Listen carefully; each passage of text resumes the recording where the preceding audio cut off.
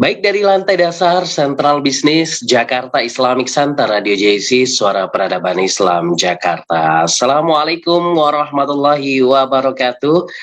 Alhamdulillahirrabbilalamin. Segala puji bagi Allah Rabb semesta alam yang telah melimpahkan rizki serta nikmatnya pada kita semua. Hari ini Bang Dipo Usman alhamdulillah bisa kembali hadir menemani ruang dengar Anda di hari Jumat edisi 19 Maret 2021. Mitra JC apa kabar? Semoga sehat selalu di pagi hari ini, selalu memberikan keceriaan untuk orang-orang di sekitar kita, dan tentunya kebahagiaan yang Bang Dipo rasakan mudah-mudahan ini juga bisa dirasakan oleh mitra JIC semua. Salawat serta salam juga tetap kita aturkan kepada Nabi besar kita, Nabi Allah, Nabi Muhammad SAW. Semoga pengikutnya, kita, sahabatnya, keluarganya mendapatkan syafaat di yaumil akhir nanti. Amin ya robbal alamin. Baik mitra JIC, tentunya kita masih di uh, era pandemi COVID-19 yang memang akhirnya kita tidak bisa siaran langsung di studio Radio JIC, tapi alhamdulillah walaupun tidak langsung silaturahim kita tetap terjaga karena hari ini mitra JIC seperti biasa di jam yang sama kita hadir dalam program Bincang Sehat kerjasama Radio JIC dengan Rumah Sakit Islam Jakarta Sukapura, bekerja sebagai ibadah ihsan dalam pelayanan hari esok lebih baik daripada hari ini ya. Dan alhamdulillah pada kesempatan pagi hari ini narasumber kita juga sudah hadir di ruang dengar Anda mitra JC yang pastinya, dan di layar kaca mitra JC yang bergabung baik melalui Facebook, YouTube ataupun uh, channel YouTube kami begitu ya. Silahkan mitra JC, kalau misalnya ada pertanyaan-pertanyaan, kirimkan saja pertanyaannya, insya Allah nanti kita akan jawab di lain kesempatan. Baik, tema yang kita angkat hari ini adalah orang tua tanpa stres dalam mendampingi anak belajar daring. Nah, seperti apa dan bagaimana? Sudah hadir bersama Bang Dipo Usman di hadapan layar kaca mitra JC, yaitu Ibu Ismira Afini, psikolog Rumah Sakit Islam Jakarta Sukapura. Kita akan sapa, Assalamualaikum Bu Ismira. Waalaikumsalam warahmatullahi wabarakatuh. Iya. Apa kabar Bu Ismira? Alhamdulillah. Alhamdulillah. Senang banget bisa ketemu lagi. Kita sudah lama tak jumpa ini di studio. Iya, alhamdulillah ya Allah Iya. mengizinkan kita ketemu ya Bang Dipo ya. Baik, alhamdulillah. Nah, mitra JC, mungkin bagi sebagian Anda sudah tidak asing lagi dengan Bu Ismira, seperti itu. Cukup lama juga di Rumah Sakit Islam Jakarta Sukapura, dan mitra JC juga bisa langsung konsultasi ataupun ingin tanya-tanya seputar tema kita hari ini. Nah, pada kesempatan hari ini kesempatan yang baik untuk kita bisa sharing bersama pada hari ini. Nah, Bu Ismira, hari ini kita akan membahas mengenai orang tua yang kadang stres begitu ya menghadapi ya salah satu efek dari pandemi COVID-19, anak-anak dituntut untuk belajar daring seperti itu.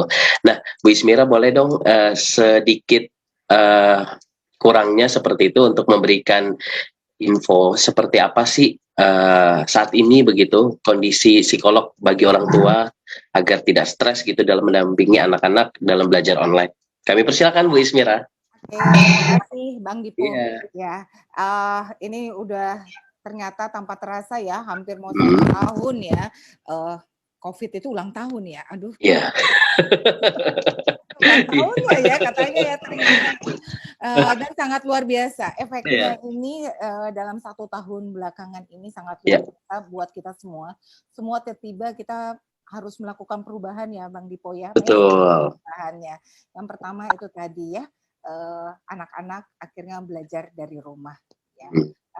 Dan yang kita tahu tuh padahal sering banget tuh ya Bang Dipo ya, video viral ya orang tua ngajarin anaknya semuanya stres, pakai teriak, pakai ngegas, pasti ngegas semua ya, anak-anaknya ya. Padahal nggak hanya orang tua saja yang mengalami stres ya. Di sini juga anak-anak sebetulnya juga stres dia Bang Dipo ya. Stres kenapa? Stres karena perubahan-perubahan yang sangat luar biasa ini. Yang tadinya anak-anak belajar di sekolah, bisa ketemu teman, berinteraksi, bisa sambil bermain. Tiba-tiba semuanya itu sudah tidak bisa dilakukan. Lakukannya di rumah, ya. Udah untuk mainnya pasti juga udah kurang. Ketemu teman-teman juga sekarang secara virtual ya. Ya. Rasanya pasti mereka bilang nggak seru ketemu teman di virtual itu ya.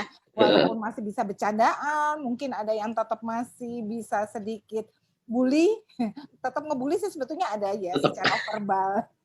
Ngebully secara verbal ya, karena kan dia bisa chatting temennya ya, ngeledekin temannya tanpa gurunya tahu kan sebetulnya.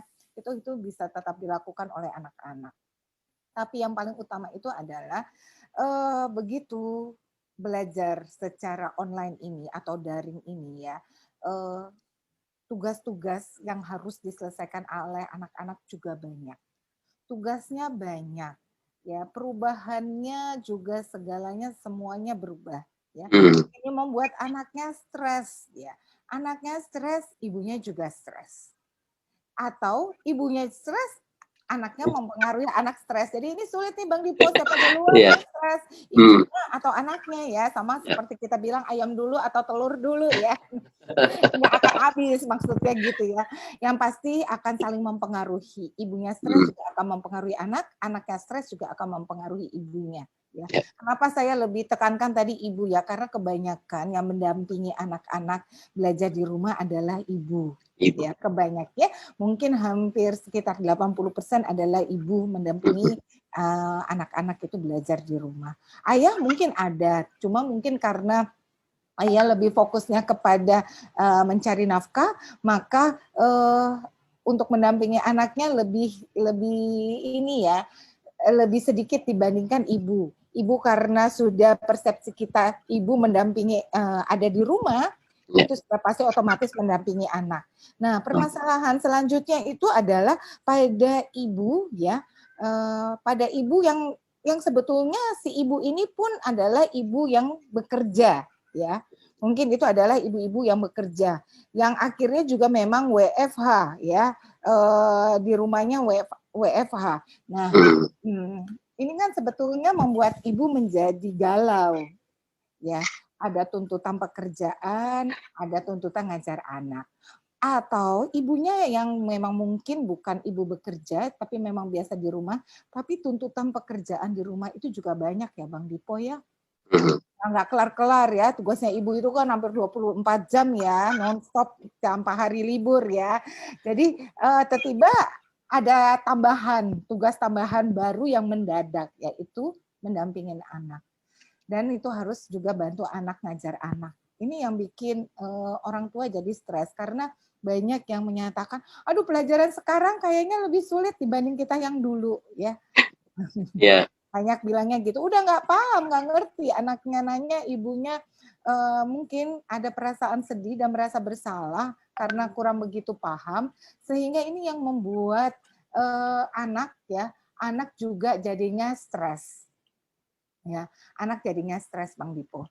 Makanya ini saling berkaitan antara stresnya ibu atau orang tua kepada anak. Nah, ini nih yang kita lihat KPAI kayaknya kemarin membuat suatu penelitian yang menyatakan bahwa ternyata 79,9 itu anak-anak itu stres. Orang tuanya juga stres. Jadi hampir 80% dengan kondisi pembelajaran ini membuat orang tua stres Bang Dipo. Gitu. Dan kita tahu ya Bang Dip, kalau stres itu pasti ada efeknya ya.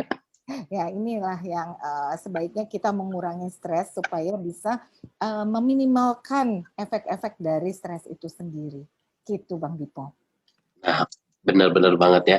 Jadi memang salah satu hal yang ya ini bisa dipastikan ya, ketika orang tua dituntut juga mendidik, sedangkan tidak ada mungkin kemampuan di dalamnya, itu juga membuat stres bagi orang tua. Termasuk juga orang tua melihat anak yang biasanya di sekolah kemudian kembali lagi di belajar di rumah agak malas-malas, itu juga membuat orang tua juga stres. Nah, kalau boleh tahu nih Bu Mira, nah kita kan sebagai orang awam biasanya stres itu yang tahu hanya kita seperti itu. Nah, kita bisa nggak melihat anak kita itu, oh dia udah masuk kategori stres nih. Stres tanda kutip maksudnya stres yang bukan yang lebih kepada negatif atau gila ya. Nah ini seperti apa sih Bu Mira? Kita pengen melihat anak itu tingkat stresnya tuh udah mulai terlihat seperti itu, apalagi di pandemi COVID-19 kali ini. Oke. Sebetulnya ada beberapa ciri yang kita bisa Iya. lihat pada anak-anak yang mengalami stres ya, yaitu misalnya tiba-tiba anak menjadi sulit tidur ya, sudah Ya. biasanya jam tidur atau jam tidurnya berubah, atau lagi tidak berselera makan, sering sekali tidak berselera makan. Itu juga merupakan salah satu ciri fisik ya, Ya. ciri fisik dari stresnya anak. Nah, belum lagi misalnya secara emosional. Secara emosional itu akan terlihat kalau anak stres ya, dia akan mudah bosen ya. Tiba-tiba tidak termotivasi untuk mengerjakan tugas, tidak termotivasi mengikuti pelajaran. Itu juga bisa dijadikan salah satu indikator bahwa anak mungkin adalah mengalami stres ya. Atau dari sisi kognitifnya tiba-tiba kalau lagi diajarin dia nggak bisa konsentrasinya nggak bisa fokus, betul, konsentrasinya tiba-tiba semuanya jadi ini ya berkurang, menurun ya. Jadi apa yang diajarkan, makanya itu tambah bikin stres orang tua ya. Orang tua ngerasanya, waduh, apa namanya, gara-gara ini bisa bikin orang tua yang tadinya sama anak ngerasanya deket, kok sekarang jadi semakin jauh. Kenapa? Karena ngerasa kok jadi berantem melulu ya saya sama anak saya. Nah, jadi nggak akur. Nah, itu Bang Dipo. Ada beberapa dampaknya dari stres itu. Jadi diharapkan sih sebetulnya orang tua lebih mengelola. Karena kenapa kok tuntutannya orang tua, anaknya enggak? Sebetulnya dua-dua harus mengelola supaya tidak mengalami stres. Tapi orang tua yang kebetulan yang lebih tua usianya, lebih banyak pengalaman, itu yang diharapkan lebih utama mengelola stresnya terlebih dulu sebelum anak-anak mengelola stres. Gitu Bang Dipo. Jadi kenapa penting sekali orang tuanya kalau bisa dalam mendampingi anak jangan stres dulu ya. Supaya anaknya jadi tidak stres juga. Gitu Bang Dipo. Jadi penting sekali orang tua mengelola stresnya.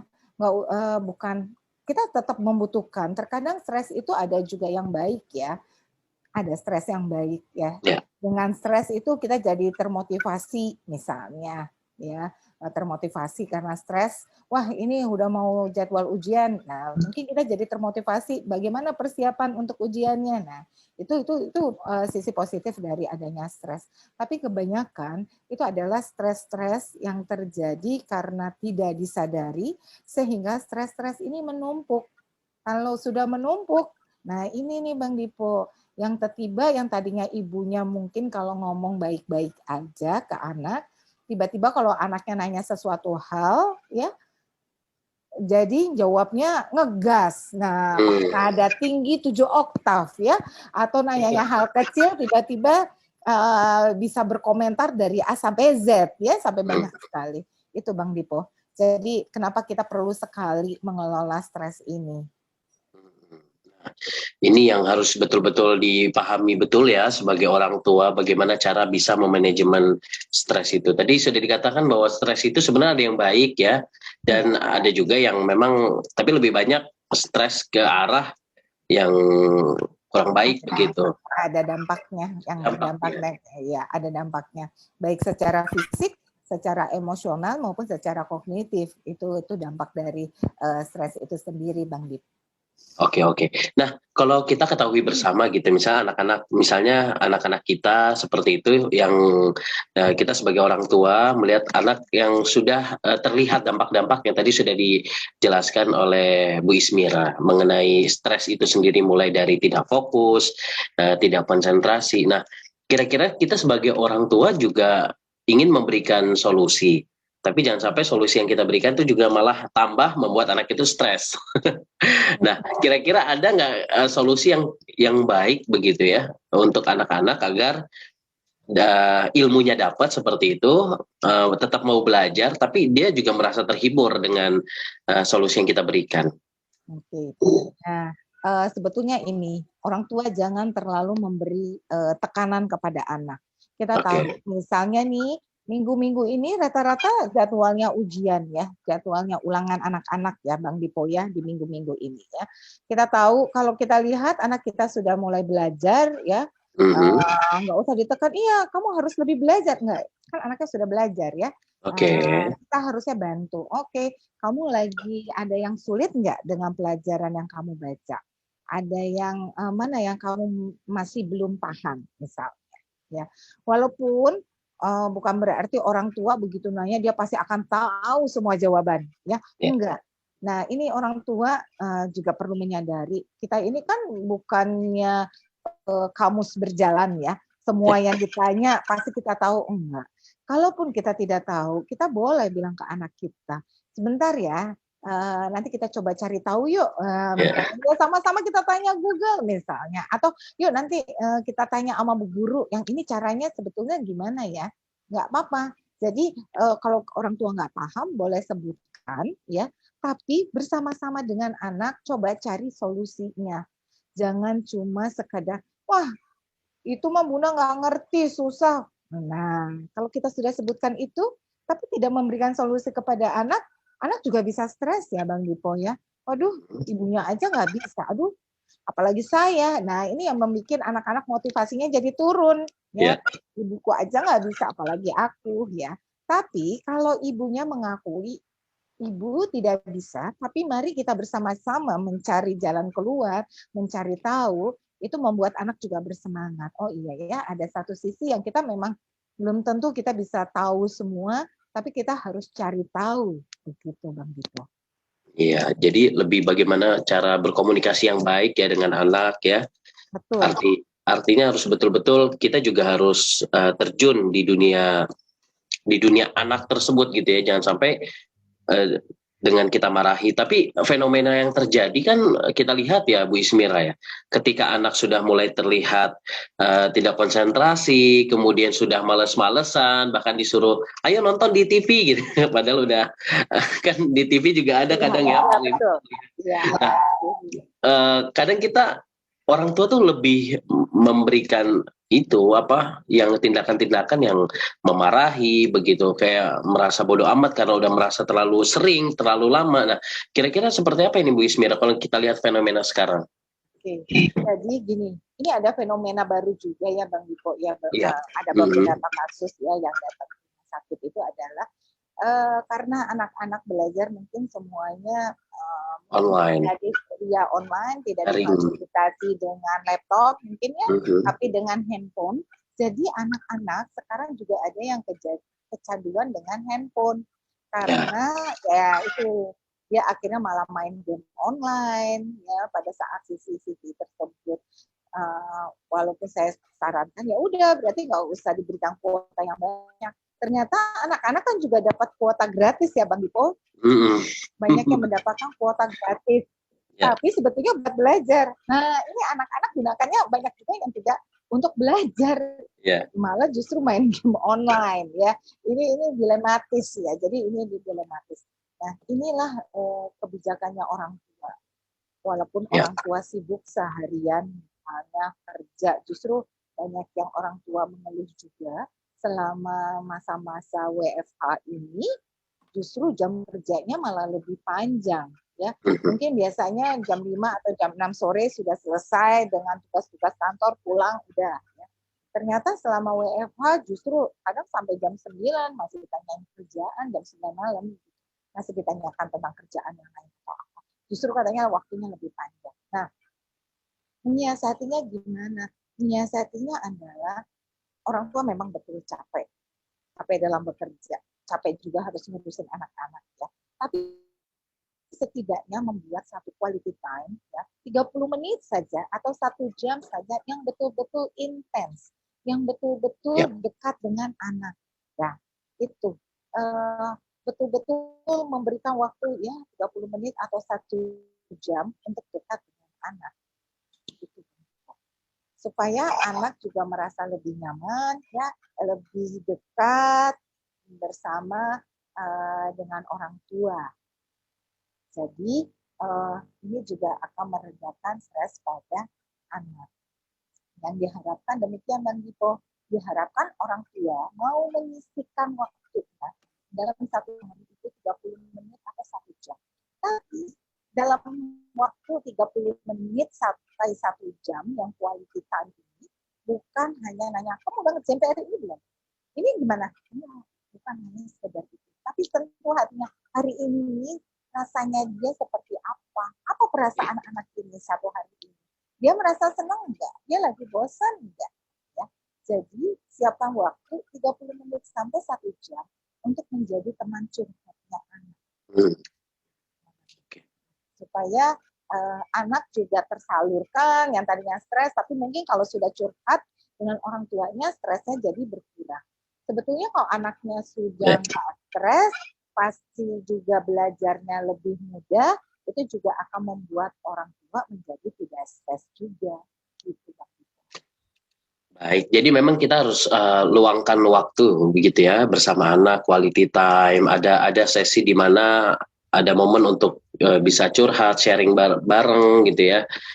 Jadi ya lagi-lagi komunikasi, kemudian juga tadi sudah disebutkan bagaimana orang tua harus care terhadap anak tersebut ya. Bukan berarti memanjakan yang tadi sudah dikatakan oleh Bu Ismira ya. Jadi walaupun memang handphone seperti itu, tapi ya dibatasi juga seperti itu. Nah, ya Bu Ismira kan kalau kita tahu bersama bahwa psikolog ini kan tidak main obat-obatan seperti itu ya. Oh betul, sama sekali enggak ada eranya psikolog pakai obat. Iya ya, itu kan memang tugasnya psikiater. Nah, kalau psikolog kan lebih kepada mental, jiwa, Pak. Bagaimana supaya untuk bisa memotivasi kembali. Nah, kira-kira kapan anak itu kita bawa ke psikolog gitu ya? Ketika dia sudah masa apa gitu? Atau pada saat normal-normal seperti ini juga baik juga dibawa ke psikolog atau bagaimana sih Bu Ismira? Oke, mungkin orang tua sebetulnya yang lebih memahami anak ini sebetulnya kan orang tua ya. Ya. Nah, walaupun banyak keluhan orang tua bilang, saya tiba-tiba tidak memahami anak saya. Nah, mungkin lagi punya perasaan tiba-tiba tidak bisa memahami, itu boleh ke psikolog ya. Atau kita lihat, kok anak kita jadi yang tadinya rajin belajar, kenapa motivasinya turun? Nah, ini juga perlu ke psikolog.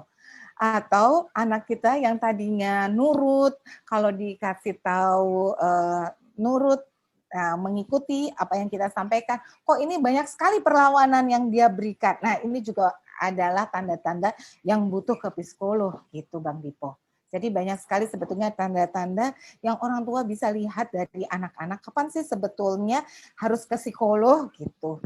Dan sama sekali kalau ke psikolog, ini ya ada beberapa yang merasa, waduh kan anak saya nggak mengalami gangguan kejiwaan. Enggak, justru kita ke psikolog untuk membuat anak-anak bisa menjadi lebih nyaman dengan dirinya dan bisa lebih bersemangat dalam melaksanakan tugas-tugas belajarnya. Gitu Bang Dipo.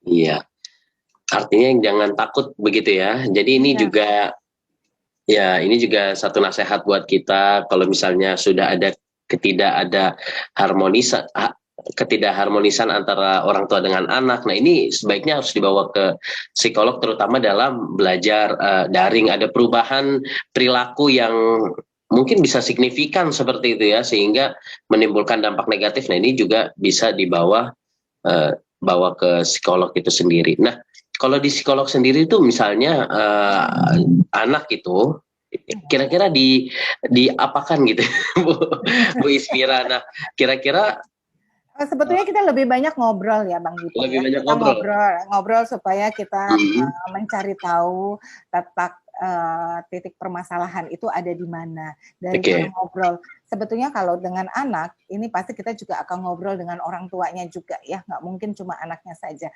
Jadi sebetulnya ya psikolog ini mendengarkan dari dua arah ya, dari sisi anak maupun dari sisi orang tua. Lalu kita berusaha menjembatani dan mencari titik temu letak permasalahan antara orang tua dan anak ini ada di mana, supaya dua-duanya berubah. Jadi kalau mau anaknya berubah, tidak hanya anak yang berubah, orang tua juga harus berubah Bang Dipo. Jadi dua-duanya harus berubah. Kalau Bu Ismira, kalau kita lihat dari pandemi sekarang, fenomena yang terjadi saat ini, nah kira-kira anak itu akan akan berubah nggak sih dari segi tingkah perilaku seperti itu? Apakah nanti akan ada semua, kalau dari analisis Bu Ismira begitu sebagai psikolog. Nah, itu seperti apa sih Bu nanti ke depannya kondisi anak-anak setelah lama daring, dan nampaknya orang tua juga harus bisa memahami hal ini gitu. Ya, baik Bang Dito. Wah, ini pertanyaannya nih, Deg-degan juga sih. sedap. Ya. Gini Bang Dipo, sebetulnya ini penelitian yang masih akan dilanjutkan lagi, mungkin saat sekarang belum terlihat ya dampaknya yang terlalu besar. Yang paling utama itu adalah baru tingkat stresnya anak-anak ya. Sedangkan perkembangannya dari sisi sosial ini masih belum penelitiannya, mungkin sedang dalam proses penelitian semua ya Bang Dipo ya. Yang pasti sih sebetulnya kemungkinan kita baru cuma bisa prediksi ya, bisa cuma prediksi, belum tentu ini akan terjadi, ini hanya sekedar prediksi. Sebetulnya kalau anak-anak yang tidak melakukan sosialisasi ya, lebih cenderung di rumah dengan kondisi yang tidak ketemu orang lain ya, akan membuat anak mungkin akan mengalami hambatan dalam kemampuan bersosialisasi pada lingkungan ya. Mungkin di dalam sosialisasinya. Mungkin dia jadi akan cenderung sedikit egosentris, lebih mementingkan diri sendiri dibandingkan yang lain. Itu baru kemungkinan itu ya Bang Dito ya. Karena mudah-mudahan kalau semuanya sudah vaksin ya, udah mulai menurun, ya sudah mulai menurun, mungkin anak-anak udah mulai sekolah lagi ya. Mudah-mudahan kalau sudah mulai sekolah lagi, apa yang kita khawatirkan, apa yang kita takutkan pada perkembangan anak-anak itu tidak terjadi ya Bang Dito. Iya, ya.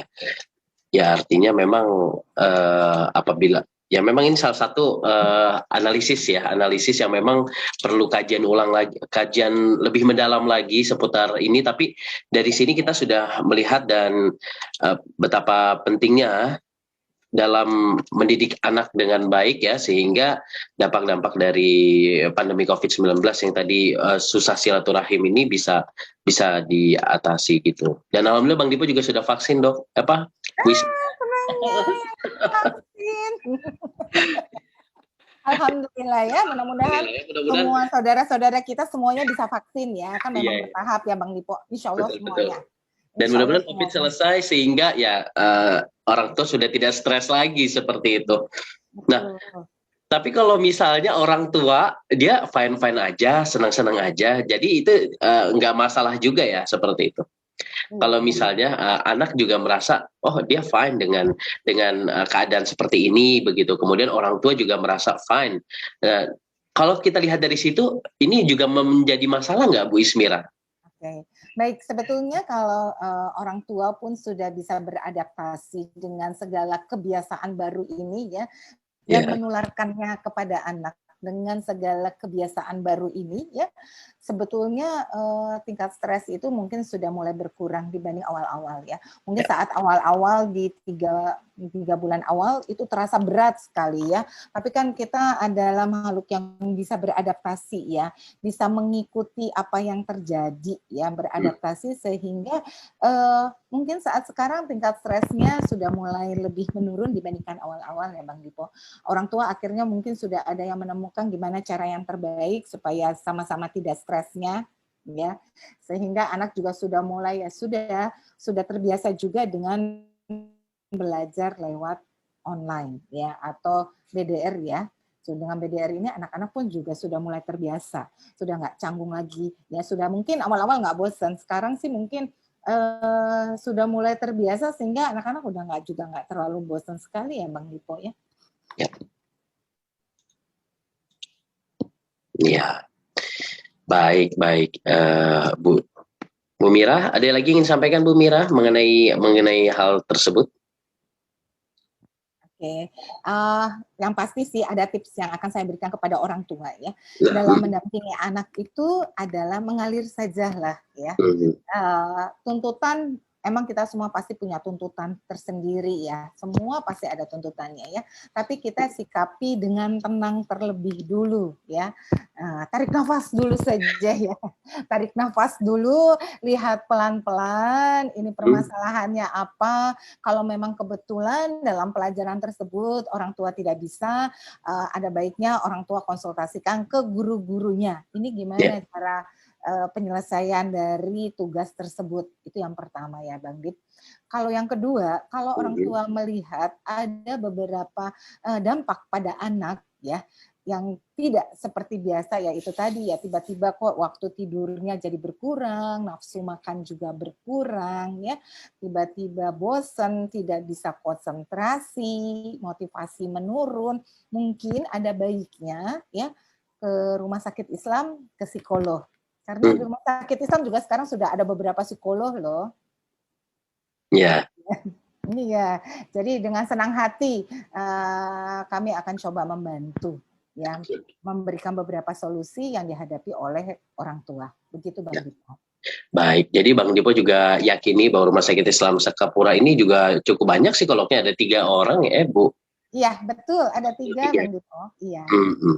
Nah artinya Mitra Jesi, kalau misalnya Mitra sekali lagi bahwa datang ke psikolog itu bukan saja persoalan-persoalan mental, kemudian bawa ke psikolog, enggak juga. Jadi hanya ingin mengetahui apakah ada masalah yang tersembunyi seperti itu, dan itu kan bisa digali dan bisa diberikan solusinya, termasuk juga bagi orang tua yang ingin mengetahui apakah perkembangan anak pada saat pandemi seperti ini semakin membaik atau semakin memburuk. Nah itu bisa langsung datang ke psikolog.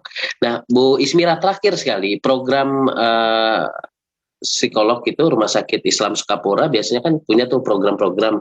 Jadi ada berapa nih Bang Dipo?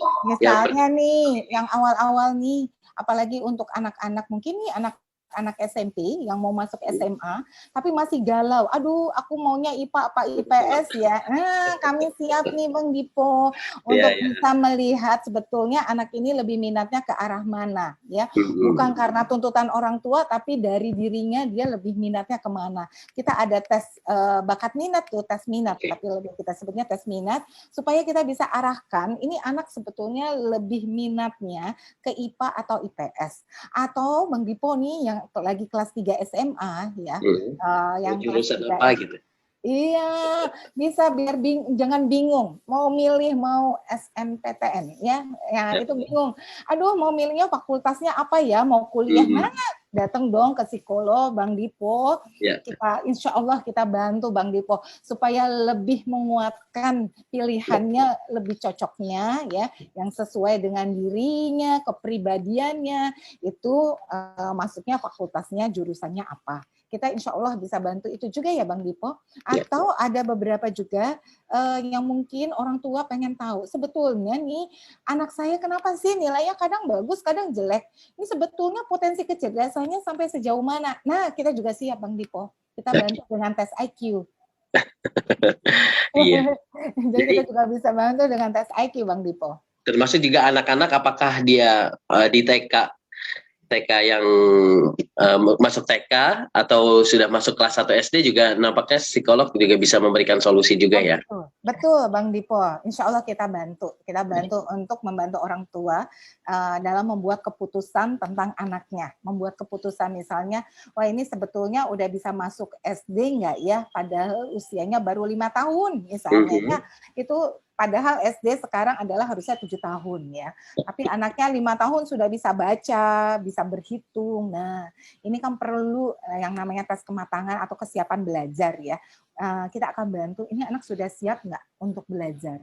Jadi kadang-kadang ini perlu untuk orang tua tahu, ini anaknya sudah bisa masuk SD atau tidak. Ya, Bang Dipo kita juga bisa bantu. Atau yang ini loh Bang Dipo, yang dunia kerja juga kita bisa bantu juga. Ya. Gimana sih sebetulnya yang kemampuan dia cara dalam melaksanakan tugas, sistematika kerja yang dia punya itu seperti apa? Stres nggak sih? Ya, tingkat stresnya sampai sejauh mana dalam menghadapi pekerjaan?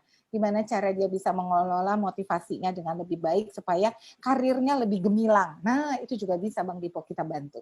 Oke, baik. Jadi semua insya Allah bisa dibantu ya buat anak-anak dari anak TK, SD, SMP, SMA, bahkan yang ingin bekerja. Nah ini bisa langsung diketahui gitu ya. Dan pasti nanti secara secara ilmu dari psikolog itu akan memberikan solusi seperti itu. Kira-kira apa yang nanti menjadi sebuah keputusan, walaupun kembali lagi keputusan di tangan kepada si apa itu namanya, pasien atau apa gitu ya, Klien. Iya, klien, klien. psikolog ya. Iya.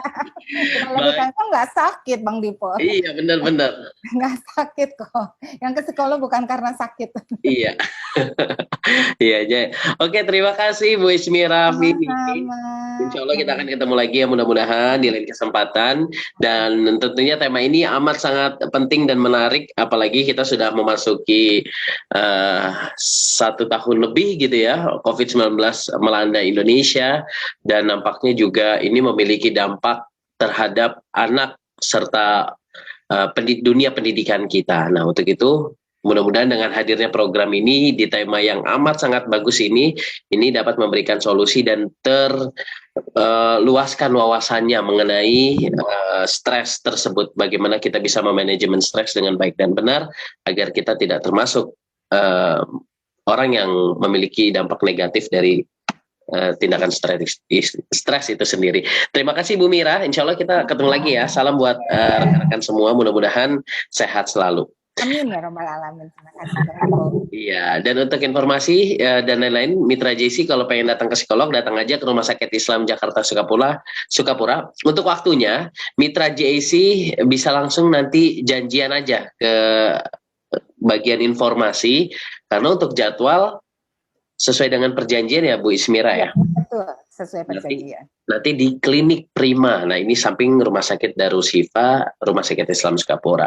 Informasi lebih lanjut bisa langsung datang ke Jalan Tipar Cakung nomor 5 Sukapura, Jakarta Utara. Langsung menuju bagian informasi, nanti akan diarahkan seperti apa dan bagaimananya. Saatnya saya Bang Dipo Usman pamit undur diri. Billahi taufiq wal hidayah. Wassalamualaikum warahmatullahi wabarakatuh. Waalaikumsalam.